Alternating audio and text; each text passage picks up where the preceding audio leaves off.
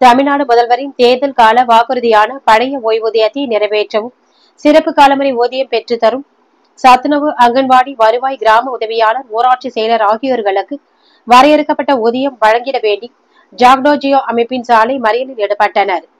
சாலை மறியலில் ஈடுபட முயன்ற தமிழ்நாடு அரசு ஊழியர் சங்கத்தின் மாவட்ட தலைவர் லெனின் மற்றும் மாவட்ட செயலாளர் Marudhan ஆகியோர்களை Kanchipuram DSP Julius Caesar அவர்கள் குண்டுகட்டாக இழுத்து சென்று பேருந்தில் ஏற்றிய செயல் அங்கிருந்த அரசு ஊழியர்கள் மத்தியில் மிகுந்த சலசலப்பை ஏற்படுத்தியது.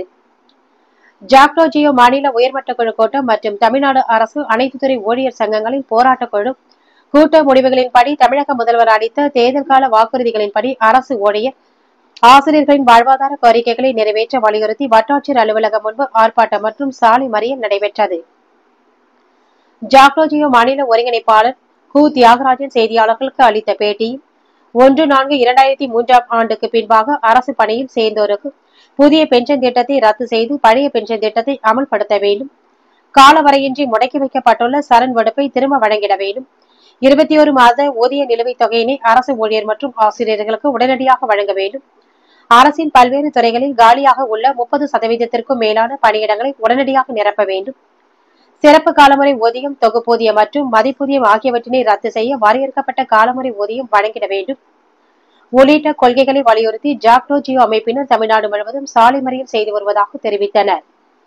இந்த ஆர்ப்பாட்டத்தில் சுமார் 150க்கும் மேற்பட்டோர் அரசு ஊழியர்கள் வட்டாட்சியர் அலுவலகம் அருகே சாலை மறியலில் ஈடுபட்ட போது கைது செய்யப்பட்டு தனியார் திருமண மண்டபத்தில் தங்க வைக்கப்பட்டுள்ளனர்.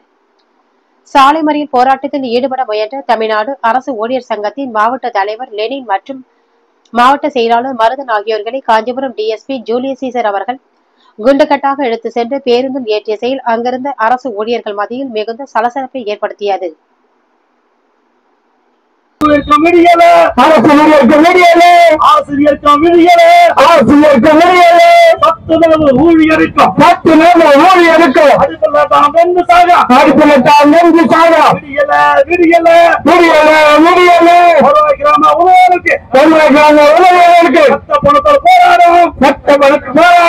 அவனுக்கும் தான் விடியல, அவனுக்கும் தான் விடியல.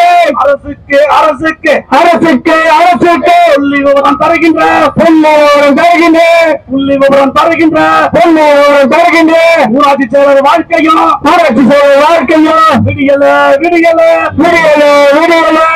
மோசடியான திட்டமா, மோசடியான திட்டமா, மோசடியான திட்டமா. தமிழக அரசு, மாநில அரசு, தமிழக அரசு, மாநில அரசு, திமுக அரசு, ஸ்டாலின் அரசு, நியாயம் தானா, நியாயம் தானா, நியாயம் தானா, நியாயம் தானா.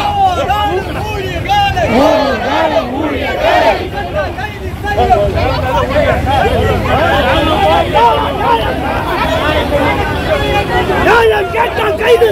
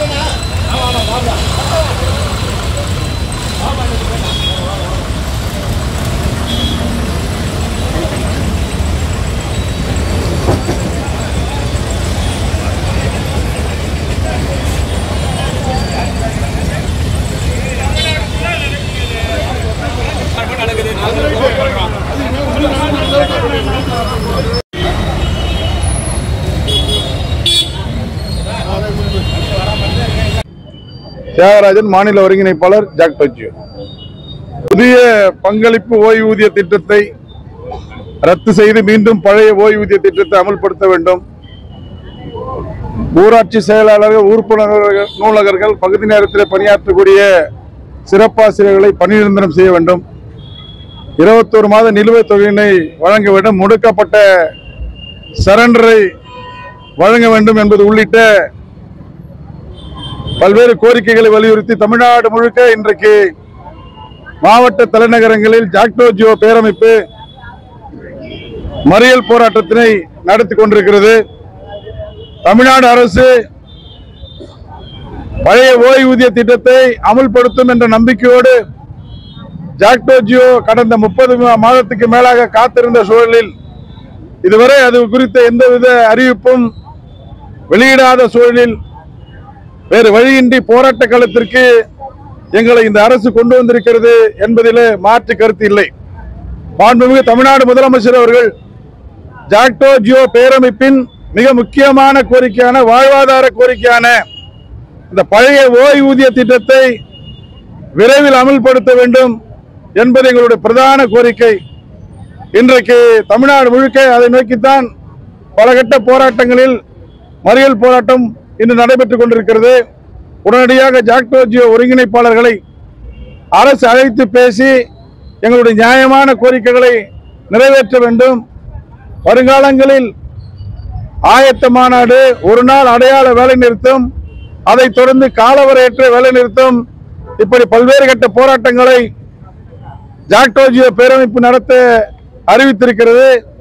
தலைமை செயலாளருடன் நடந்த பேச்சுவார்த்தையிலே கூட இதை நாங்கள் சொல்லியிருக்கிறோம். தமிழ்நாடு அரசு விரைவாக இதை அறிவித்து 5.5 லட்சம் பேருக்கு மேலாக இதுக்காக காத்துக் கொண்டிருக்கிறார்கள்.